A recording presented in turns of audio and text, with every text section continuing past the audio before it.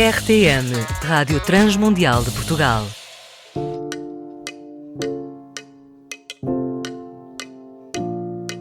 Uma das coisas que eu mais gostava de ler eram livros de fantasia sobre mitologia nórdica. Embora eu tenha estudado acerca da mitologia grega e romana, a minha fascinação foi sempre para a mitologia nórdica. O mais curioso é que também nós encontramos muito de mitologia na Bíblia, como por exemplo a egípcia, greco-romana ou até mesmo toda a mitologia dos babilónicos, por exemplo. A verdade é que desde o Antigo Testamento até o Novo Testamento, a Bíblia não esconde a mitologia de cada povo. Agora, de que forma é que nós vamos falar de mitologia e de que modo é que isso vai afetar ou acrescentar alguma coisa ao Entre Linhas? Para te responder essa pergunta e a muitas outras, eu tenho comigo novamente o Levi Meireles, que é mestrando em História pela Universidade de Évora. E eu sou a Ana Margarida e começa agora mais um Entre Linhas.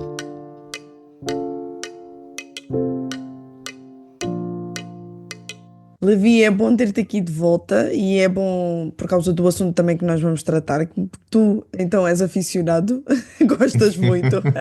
Completamente. Talvez alguns dos nossos ouvintes fiquem chocados, eu espero bem que não, mas a verdade é que o mundo da mitologia tem o seu fascínio e eu sei que de alguma forma nós vamos conseguir inserir a cosmovisão cristã dentro disto. Mas em primeiro lugar, explica-me uma coisa. O que é que tanto te fascina neste mundo mitológico? Será pela tua veia historiadora ou não? Já vem de miúdo. Sim, é, eu acho que para já é muito bom estar de volta, né? E lá está, principalmente para falar de uma coisa que gosto muito, e que lá está, realmente tem este fascínio. E sim, eu creio que essa veia ajuda muito. Ajuda muito nesse meu gosto em estudar e querer saber mais de mitologias também e assuntos relacionados. Até porque uma mitologia, ou a mitologia no geral, né? É também um grande reflexo de uma cultura, de uma sociedade. Então acaba por ser uma fonte para os próprios historiadores também, entender um pouco como é que era o pensamento, como é que era a mentalidade daquelas pessoas e daquelas sociedades, né? Um, e outra coisa também é que eu acho que desde que somos pequenos é que nós crescemos a ouvir meio que sobre estes personagens, né? Sobre estes deuses, sobre estes heróis, sobre os monstros, né? Uh, a mídia e o entretenimento acabam por contribuir para isso também. E nesse sentido, as mitologias continuam vivas, mais vivas do que nunca. Um, Só perderam o seu aspecto mais ritualístico, mas as histórias permaneceram.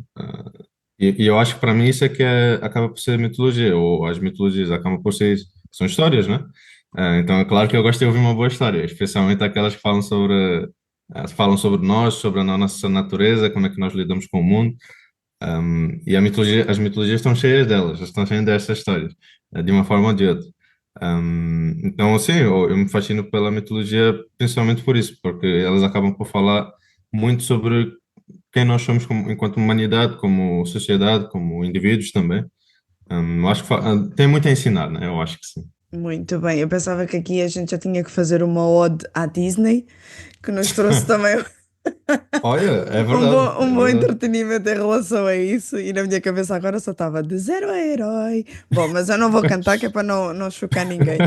Olha, Mas diz-me é lá verdade. uma coisa, para além das muitas que ainda vais dizer, na tua opinião, quais é que são as principais obras mitológicas? Hum, E o quanto é que tu achas que elas formaram o nosso pensamento atual? Tu estavas a falar, inclusive, que a mitologia, no geral, ela mostra muito o contexto de uma sociedade, mostra muito e revela muito do coração humano.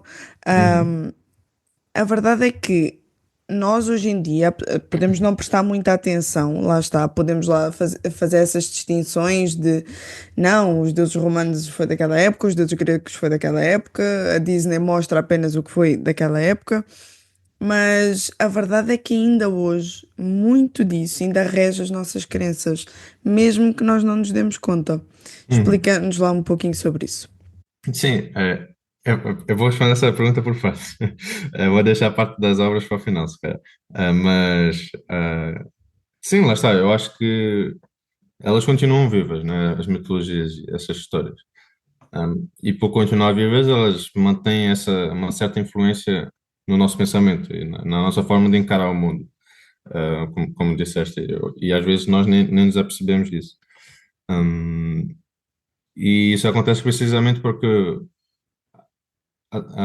o valor e a moral dessas histórias foram sendo perpetuados, né? Foram sendo perpetuados ao longo do tempo, foram sendo perpetuados por diferentes razões, de facto, mas por diferentes agentes também, mas foram sendo perpetuados ao longo do tempo, até chegar hoje em dia, com as versões que nós conhecemos.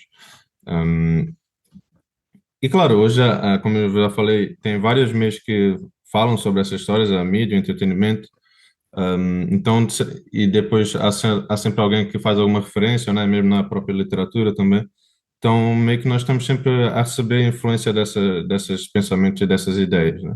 Mesmo que não seja explicitamente dito sobre que história que é. Um, e isso é muito interessante porque me faz lembrar de um psicólogo, que é o Carl Jung, que ele tem um estudo exatamente sobre isso. E ele fala como é que estas histórias, ou seja, a mitologia, não é? Um, a origem da mitologia, na verdade, vem do nosso próprio inconsciente, do nosso inconsciente coletivo, vamos dizer assim. É um conceito que ele criou. Ou seja, como é que cada mitologia ou cada história acaba por seguir um arquétipo, não é? Ou seja, um modelo de humanidade, um modelo de homem, de mulher também, quem? Portanto, e que nós acabamos por projetar esse modelo no divino. Isso era meio que mais ou menos a ideia dele, né? Ou seja, as mitologias para eles expressavam ideias centrais, ideias-chave ou necessidades próprias também do ser humano, e que todos nós temos em comum por causa do inconsciente coletivo, ou seja, quase que são estas ideias que foram sendo codificadas de certa forma na nossa forma de pensar ao longo do tempo. E pronto, depois ele fala, isso provavelmente foi por causa da evolução, mas ele não descarta uma origem espiritual para essa codificação. E pronto, eu acho essa teoria muito interessante, né? E claro que uma das críticas que foi feita é que é preciso analisar cada cultura e cada região de acordo com o seu próprio contexto, né? E se cada região ou cada mitologia procura um certo modelo ou não. Eu não vou entrar nesse debate, né? Mas eu acho muito interessante. E é inegável dizer que existem muitos padrões e muitos pontos em comum entre estas mitologias, né? Um, Isto para dizer o quê? Que sim, eu acho que a mitologia acaba por nos definir muito também, e isso desde cedo foi uma relação que existiu entre mitologia e identidade, né? Ou pelo menos até o cristianismo chegar, porque depois o cristianismo oferece uma visão um pouquinho diferente, mas podemos falar disso mais à frente.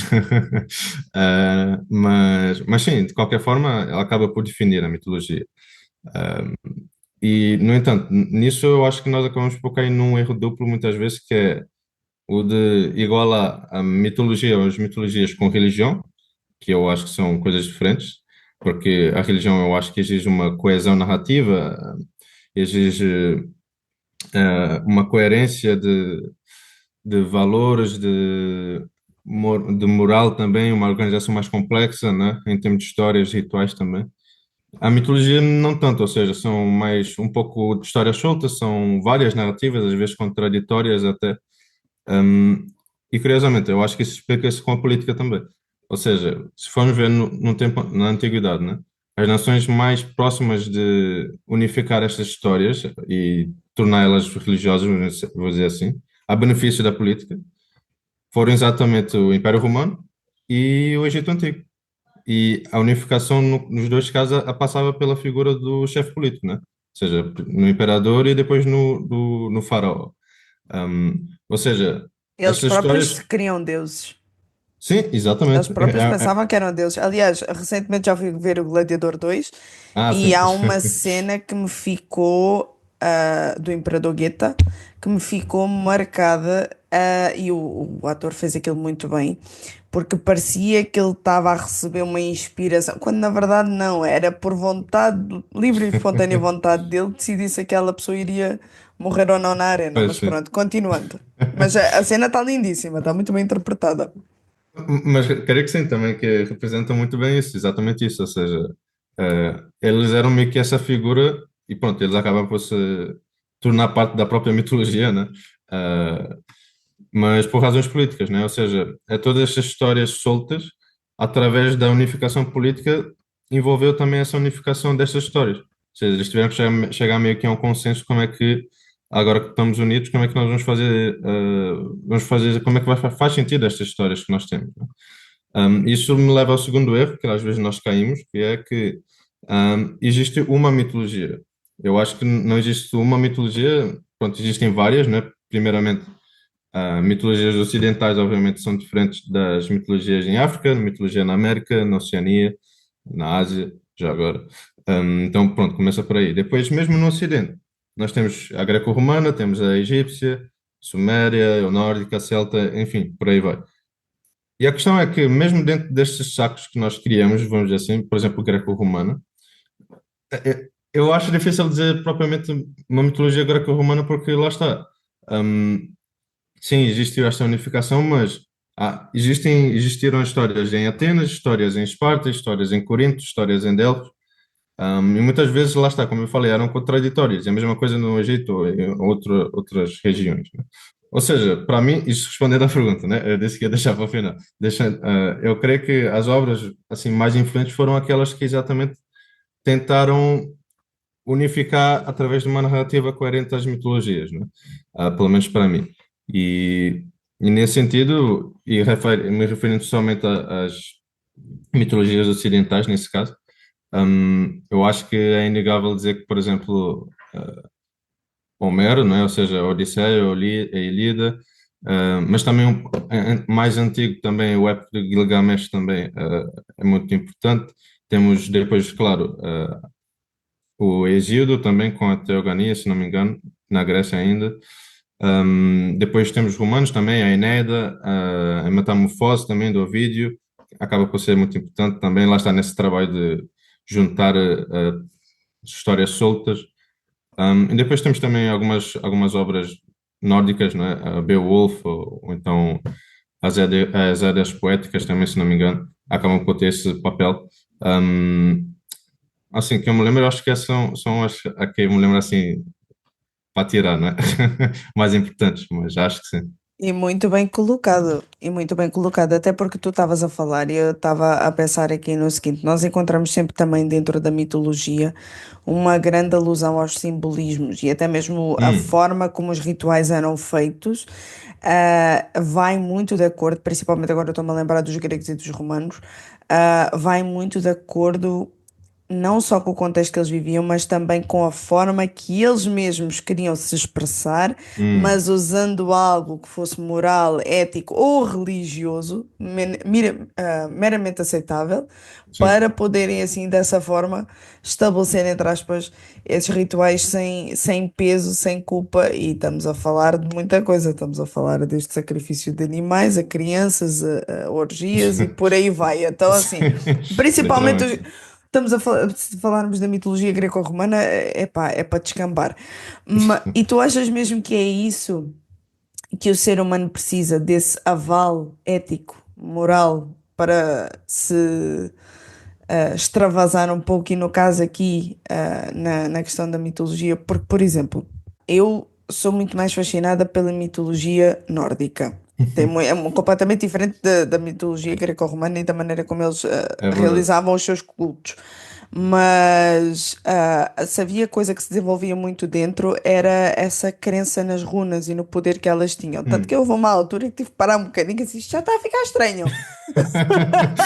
Está a Compreendo ficar perfeitamente. estranho, isto não, eu fico-me por aqui, é uma história muito bonita, folclórica, tal e tal, e acabou, ficamos por aqui. Tu achas que o ser humano ainda continua a precisar disso? E isso não Hum. vem dessa influência mitológica? É um ponto muito interessante. E eu acho que, de certa forma, continua a ser uma coisa que nós temos, de tentar buscar isso, né, através do simbolismo. Um, e pronto, pega no exemplo que deste já, no caso nórdico, né? Porque eu acho muito curioso também. Por exemplo, nesse caso das runas, eu acho engraçado que elas são simultaneamente um alfabeto, né? Ou seja, uma linguagem, ou seja, uma fonte direta para estudar aqueles povos, mas também são carregadas de simbolismo, ou seja, é uma coisa que se calhar nós aqui não temos muito bem esse conceito, pelo menos que eu saiba. Mas uma runa, lá está, não é só uma, vamos dizer assim, uma letra, não é? Mas é toda uma ideia, todo um conceito que vem por trás. Então é quase como se a gente estivesse a dizer que cada letra do nosso alfabeto, o A, o B e o C, não são só letras, mas também representam, por exemplo, a vida, representam a morte, representam, sei lá, o destino. Ahm, então, pronto, é um conceito um pouco diferente, como estavas a dizer, né? E nós, se calhar, não temos bem esse paralelo aqui em Portugal, pelo menos. Mas o facto é que lá está, tem esse simbolismo que, ou seja, é uma linguagem que expressa esse simbolismo, né, esses sentidos, sentidos que por vezes nós não conhecemos na totalidade, por causa do tempo também, mas conseguimos apanhar as ideias centrais, as ideias-chave. E claro, isto esta questão do simbolismo do simbolismo ocorre em várias outras línguas, em várias outras mitologias também. Ou seja, só estou a dizer da nórdica porque foi o exemplo que deste, né? Um, e lá está, nós vemos esta simbologia em tudo na mitologia. Nós vemos isto nas histórias, nos próprios mitos também, como estava a dizer, que acabam por se tornar folclore, né? E depois acabam por se tornar cultura, lá está. Um, mas curiosamente, e isto é o ponto que eu queria dizer, é que às vezes não são tão evidentes. Por exemplo, eu descobri esta teoria, vamos dizer assim, recentemente, curiosamente, sobre o Ragnarok, né? Que eu acho que conheces. E, e pronto, o Ragnarok, para quem não está familiarizado, é como se fosse o fim dos tempos, vamos dizer assim, o fim dos tempos nórdicos. E é uma história incrível, pelo menos eu acho muito Muito interessante. incrível, mas muito pessimista. Explode tudo, ninguém sobrevive Sim. e acabou. Simplesmente acabou. É o spoiler do Ragnarok. Pois, exato. Tudo acaba, não existe ninguém, não Muito há nada. trágico, né? Acabou. Sim. Muito pessimista. Mas lá está, pegando nesse exemplo, eu acho muito curioso porque, em termos de simbologia, né? E isso eu descobri recentemente, pelo visto, eu também não sabia. Mas o Ragnarok não é, acaba por não ser necessariamente o fim dos tempos, mas é como se fosse, é mais a batalha final dos deuses nórdicos. Ou seja, e lá está, eu não sabia também, mas pelo visto, tipo, não sei, agora não sei bem o detalhe, mas parece que de alguma forma a humanidade, pelo menos no texto original, né? Parece que de alguma forma a humanidade volta, ou seja, a humanidade sobrevive, não sei como, mas o facto é que sobrevivem dois homens, ou seja, no caso um homem e uma mulher, né? Então pronto, já começa por aí, ok, vamos com calma. Sobrevive um homem e uma mulher. Depois dizem que neste novo mundo não haveria nada de mau e de errado. Não sei, sou familiar, né? Soa muito familiar. E, Os nossos ouvintes não conseguem ouvir, mas eu estou aqui a fazer umas expressões para o Levi, tipo assim do género, de onde é que a gente já viu isto? exato, eu foi assim que eu fiquei também. E pronto, por causa disso eu fui pesquisar um pouquinho também. E lá está, é muito curioso porquê? Porque a história do Ragnarok, por exemplo, sobreviveu através de manuscritos, obviamente, e sobreviveu através de manuscritos escritos no século XIII, se não me engano, ou seja, 1200, com histórias que provavelmente vêm do século X, ou seja, 900, anos 900, hum, precisamente na altura em que o cristianismo estava a crescer e a chegar à Escandinávia, né, e à Islândia também, e a substituir estas crenças antigas. Ou seja, a teoria que eu vi foi que alguns historiadores afirmam que o Ragnarok, na verdade, reflete uma simbologia para o fim dos deuses nórdicos, mas para a ascensão do cristianismo. Ou seja, eu acho muito interessante. Ou seja, o que eles estavam a tentar exprimir através do Ragnarok era que os deuses deles estavam a acabar, como figuras culturais, não é? Por causa do cristianismo.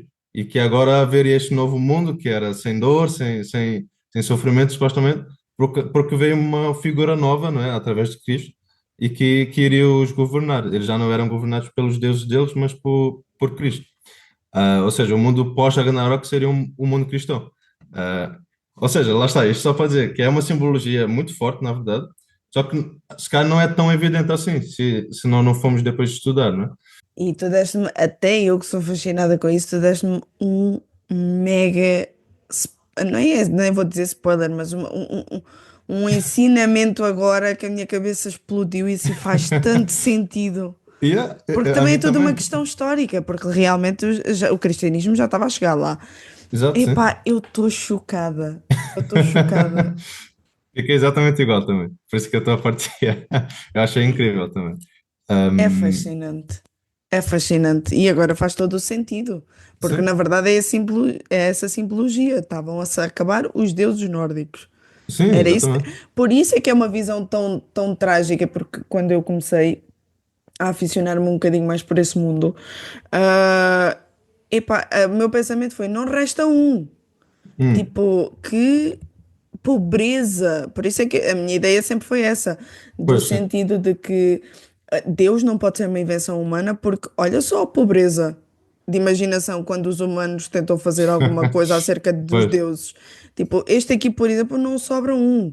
E eu gostava sim, muito e gosto muito da mitologia nórdica por causa disso. Porquê? Porque mostra que a consciência humana não tem a capacidade para criar um Deus do tamanho hum, daquele que se revela a nós e que criou todas as coisas. pois, E agora faz todo o sentido. pois, exato. Era a morte desses deuses. Para quê? Para a entrada do verdadeiro. É pá, olha, eu estou em choque. Mas olha, nós temos que prosseguir e eu queria te perguntar aqui uma coisa. Uhum. Nós, quando olhamos para a Bíblia não nos esconde referências mitológicas. Eu acho isso Ah, sim. fantástico. É interessante como a Bíblia não esconde as várias crenças. E estamos a falar desde o período dos babilónicos, estamos a falar dos assírios, estamos a Uhum. falar desde tanto do Velho Testamento como no Novo, onde já vemos Sim, mais da exato, exato. cultura greco-romana. E conforme os livros que a gente vai estudando, vamos vendo então os povos que ali se retratam. Mas, por Hum. exemplo, no livro de Êxodo, que é o mais conhecido de toda a gente, cristão ou não cristão, acaba por conhecer. Sim, acho que sim também. Nós encontramos muito da mitologia egípcia. E o mais engraçado, onde é que nós encontramos muito da mitologia egípcia? Nas 10 pragas do Egito. O que É é que verdade. tu nos poderias contar um bocadinho mais acerca disso? Precisamente, eu acho que uma coisa que também, lá está, só para dar um contexto assim, porque nós estamos a falar muito de simbologia, né? E como disseste, lá está, a própria Bíblia fala de mitologia, sim, de mitologia também, e tem os seus próprios simbolismos e tudo mais. Hum, eu não acho, pelo menos, que uma coisa implica mentira, ou seja, implica falsidade. Não acho que simbologia ou barra mitologia eh, signifique necessariamente mentir. Porquê? Porque eu acho que muitas vezes estas histórias, estes mitos, têm uma base verdadeira, né? Um, por exemplo, lá está, nos casos destes mitos que nós estamos aqui a falar, lá está, estou a dizer a minha opinião, claro. Eu acho que todos estes mitos têm sim uma base verdadeira e têm alguma experiência que foi depois com o tempo dramatizada e embelezada, né? Mas a mensagem essencial manteve-se. Um, E, por exemplo, eu acho que enquanto cristãos se torna especialmente evidente quando consideramos que todos nós temos uma origem comum, não é? Ou seja, estas histórias acabam por ter uma origem comum também. E, e já agora, só como comentário, mesmo fora do cristianismo, ou seja, fora da religião, vamos dizer assim, hum, já há estudiosos a apontar que realmente existe muita chance de haver esta origem comum para muitos destes mitos e simbolismos. Principalmente através da linguística, por exemplo.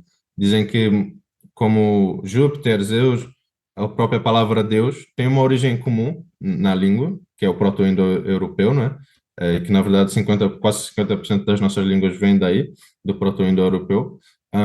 Mas a nossa simbologia também e as coisas que nós associamos a esses deuses vêm dessa língua também. Ou seja, por exemplo, a própria palavra Deus, inicialmente, era uma coisa relativa ao céu, ao brilho, ao sol, né? E depois, pronto, foi sendo ao longo do tempo associada aos deuses do céu. Lá está, Júpiter, Zeus, por exemplo. Um, e lá está, isto só para dizer que existe sim esta simbologia, mas que eu acho que tem um fundo de verdade, né? Principalmente para nós cristãos, e quando estamos a ler a Bíblia, nós temos que ter isso em conta. Tudo o que aparece de que tem essa mitologia ou esse valor simbólico, está lá por alguma razão, né? E ali em Êxodo, então, eu acho que é especialmente evidente. Ou seja, é aquela coisa que nós não podemos interpretar uma coisa simbólica como literal, pelo menos na minha opinião, né? Eu acho que nós temos que ter essa diferença. Um, mas falando nesse caso que estavas a dizer do Êxodo, né? E com relação ao Egito. É claro que o Êxodo vai ter mitologia egípcia, estava difícil, porque o povo estava no Egito, né? Então, obviamente, e depois, claro, nós acreditamos que Gênesis e Êxodo foi escrito por Moisés, então, lá está, as próprias formas que Moisés estava a tentar contar a história, né? Ou a juntar a história que já existia, era de forma que o povo também entendesse e o povo entendesse o que é que estava a ser falado e a mensagem principal. Então é claro que ele vai pegar elementos da mitologia egípcia para falar, é claro que ele vai pegar elementos de outras mitologias também, como disseste, um, ao longo do Velho Testamento isso acontece muito também, mas isso tudo são ferramentas propositais, são coisas que ele utilizou de forma literária às vezes, por exemplo, na questão dos dias, né, da criação. Eu, pelo menos, não creio que foram literais dias, porque, pronto, mas pronto, isso sou eu. Porque há quem discorda, obviamente. Ai, que agora abriste aqui uma caixa de Pandora para muita Sim, gente. eu, pelo menos, não queria assim, mas lá está, justifico, obviamente. Justifico porque lá está, isto faz parte de uma narrativa que o Moisés está a tentar dar para o povo, não é? De forma que ele entenda, ou seja, a ideia do Moisés não é falar ipsis verbis o que é que aconteceu, o que é que Deus fez, mas tentar contar a história da criação, hum, através de forma escrita e para que possa permanecer ao longo dos tempos, não é? E pronto, ele foi colocando estas coisas, né? Ou porque é que, por exemplo, porque é que o diabo é uma serpente? Um, isto é, se calhar realmente estou a abrir a caixa de Pandora, né? Mas, por exemplo, aquela questão de, então as serpentes, antes do diabo, antes de Deus amaldiçoar o diabo, né? As serpentes voavam, então, porque Deus amaldiçoou a serpente para andar na terra. Há pessoas que levam isso literalmente, só que lá está, eu acho que existe toda esta simbologia, lá está, tem a ver com mitologia também, e eu estou a dizer isto porque tem a ver com o Egito, que é como é que a serpente, por exemplo, ela era vista no Egito, né? Vamos entrar por aí. Por um lado, a serpente estava associada à cura, à sabedoria, e tinha estes fins medicinais também, não é? Ainda hoje, né? Acaba por ser um símbolo um pouco medicinal. Mas, por outro lado, também é quase que trapaceiro, ou seja, ela se esconde, na noite é difícil de ver, tem veneno que mata, não é? Ou seja, tem esta dualidade, vamos dizer assim. E é por isso que na própria mitologia egípcia existe um deus, ou sim, um deus demónio, vamos dizer assim, que é o Apep, ou Apophis, cujo objetivo único é devorar o sol para que o mundo caia na escuridão e volte ao caos. E quem protege o sol é o Ra e tudo mais. Mas lá está, a serpente está associada ao caos, não é? Então, é claro que Moisés vai colocar que o diabo estava ali como um serpente também. Ou seja, como dizendo que, ok, a ideia que vocês têm de serpente é o caos, né? Um, do Egito e de outras mitologias. Agora vejam o que é que aconteceu com a serpente, o que é que Deus fez com a serpente no início do mundo, né? Ou seja, o que é que Deus fez com o caos? E pronto, nós conhecemos a história. Deus amaldiçoou a serpente, amaldiçoou o diabo, né? Ou seja, Deus tem o controle sobre o caos. E depois do Apocalipse vai recuperar esta imagem, né? Da serpente barra dragão, é muito semelhante. Isto para dizer o quê? Que sim, ou seja, no caso das pragas também é a mesma coisa, ou seja, são elementos que carregam este simbolismo porque cada praga, hum, como disseste, está relacionada com a mitologia egípcia, está relacionada com um deus egípcio. Ou seja, hum, cada coisa que Deus mandou contra o faraó foi contra um deus egípcio também, exatamente porque o faraó estava a duvidar do poder de Deus. Foi essa a principal razão. O faraó duvidou do poder de Deus, do poder, dos milagres de Deus, e é por isso que não deixava o povo sair, porque acreditava que eles não tinham razão. Então ele falou: bom, se vocês têm razão, então eu quero ver o vosso Deus agir. E isso foi literalmente desafiar Deus. E o que é que Deus fez? Deus respondeu à letra. Exatamente. E tanto que a última praga, que foi a morte do primogênito, que acabou por apanhá-lo também, era a tal questão. O faraó queria-se um Deus. Sim? Não é assim, meu amigo, que as coisas funcionam. E sabes o que é que eu acho curioso? É que já depois também no Novo Testamento temos então a grande influência da mitologia greco-romana, E há referência aos mesmos deuses, e às vezes nas traduções eles acabam por Sim. ter nomes diferentes. Agora, explica-nos um bocadinho como é que era o contexto de Paulo e dos primeiros Hum, cristãos, o que é que eles tiveram que lidar dentro desse mundo mitológico, onde agora epá, era apresentada uma fé completamente diferente. Por uhum, exemplo, Tessalonicenses. Paulo farta-se de gabar na primeira carta os Tessalonicenses por causa da forma radical com que eles abandonaram tudo. uhum. Só que isso era quase visto como uma traição para a nação. Literalmente, sim. É. Então, assim, explica-nos um bocadinho como é que era o contexto deles, assim, de uma forma resumida. O que é que Paulo Uhum. e os primeiros cristãos tiveram que enfrentar? Lá está, tendo em conta o que a gente já falou, ou seja, sempre que aparecem estas mitologias e estas referências na Bíblia, é sempre em relação a Deus, né? Principalmente no Antigo Testamento. Ou seja, é mostrar como é que Deus é superior a estas mitologias, não é? Um, Depois chegamos ao Novo Testamento com uma figura que é essencial, que é Cristo, não é? É Jesus. E é essencial porque é completamente diferente de tudo que qualquer mitologia pode oferecer, não é? Eu acho até que se nós tirarmos o Novo Testamento e deixarmos só o Antigo Testamento, eu compreendo quem consiga, tente comparar as outras mitologias com o Antigo Testamento, né? Porque tem há muitos padrões. Só que depois chega o Novo Testamento e é uma coisa disruptiva. Ou seja, a figura de Jesus não tem nada a ver com os deuses, né? Com o conceito de Deus da época. E lá está, é por isso que foi muito. Seguir Jesus era uma decisão radical. Um, mas em termos de atitude, ou seja, como é que foi para eles lidar com isso? Por um lado foi extremamente difícil, né? Obviamente, eles foram perseguidos, como estava a dizer, era uma traição. Para já começando por eles não adorarem o imperador, aí pronto, era uma traição mais alto nível. Ah, mas é muito curioso vermos qual foi a atitude deles perante essas coisas, ou seja, por exemplo, eu lembro, eu acho que é o exemplo mais famoso em Atos 17, não é? É quando Paulo vai pregar a Europa, ele. Lá está, qual foi a atitude dele, né? Depois nós podemos gastar aqui tempo a falar do texto exatamente, mas resumidamente, um, o que ele fez não foi de criticar abertamente, vamos dizer assim, mas, por exemplo, ele até considerou que, ok, eu consigo ver o vosso zelo religioso, né? Eu consigo ver a vossa fé, inclusivamente eu vejo que vocês têm um altar que ao Deus desconhecido, né?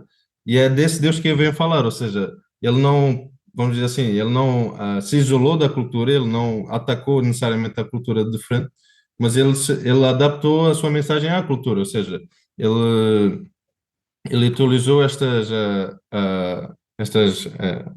estas coisas, né? Estas mitologias e tudo que estava à sua volta para falar de Jesus, para falar do amor. Isso tudo lá está, com amor, porque essa é a mensagem do Evangelho. Então a atitude no geral dos cristãos foi muito à base disso, né? À base do amor. Por isso é que agora que eu tenho que te fazer essa pergunta. De que forma é que tu vês que Jesus Cristo, de uma forma tão simples com que ele veio como um bebê, veio como um menino, Hum, um filho nos foi dado, não é? Como é sim, que tu vês que ele rebate todas as histórias mitológicas? Ou seja, nós temos na Bíblia, desde o Antigo até o Novo Testamento, toda uma compilação histórica, onde lá está as mitologias, já elas não se escondem, porque revela muito uma sim, sociedade. exato. Agora, há esta ideia que corre solta que Deus é uma invenção do homem, mas quando nós olhamos para as mitologias, mas depois olhamos para a figura de Cristo, nós vemos que não é assim. Hum, Como é que tu vês de uma forma tão simples como Cristo rebate todas as histórias mitológicas e como ele não é uma invenção humana? sim. Eh, Lá está, eu acho que isto é completamente diferente de qualquer mitologia, né? Qualquer figura mitológica. Principalmente porque isto é pessoal, ou seja, que isto foi uma pessoa real, né?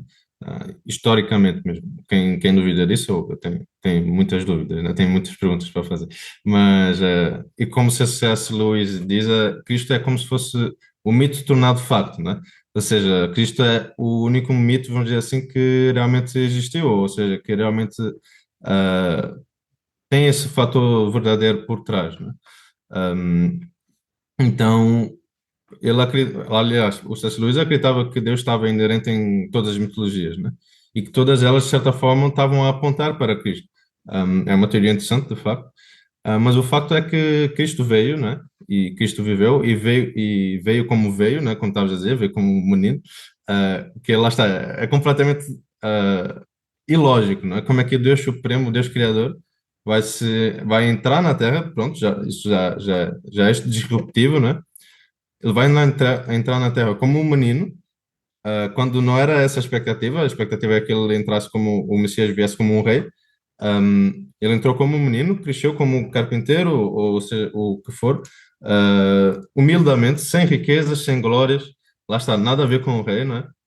Viveu também, mas também sem glórias, sem riquezas, sem querer usurpar de um poder político para derrotar os romanos, por exemplo. Morreu, o que também é extremamente disruptivo, né? Como é que o Deus Supremo vai querer morrer? E mais, morreu de forma completamente humilhante, como se fosse um criminoso, né? Ao lado de literais criminosos também, ao lado de ladrões.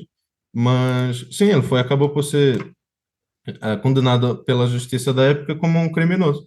Então, isto não tem nada a ver com nenhuma mitologia, ou seja, quando nós lemos esta história, né, e depois vamos ler uma história da mitologia, e sim, há muitas pessoas que, como disseste, tentam dizer que isto é inventado, né, como a mitologia é, mas nós vemos estas histórias, mesmo no Antigo Testamento também, mas são tão reais, né, parece que são tão contadas com tanto detalhe também, principalmente nos Evangelhos.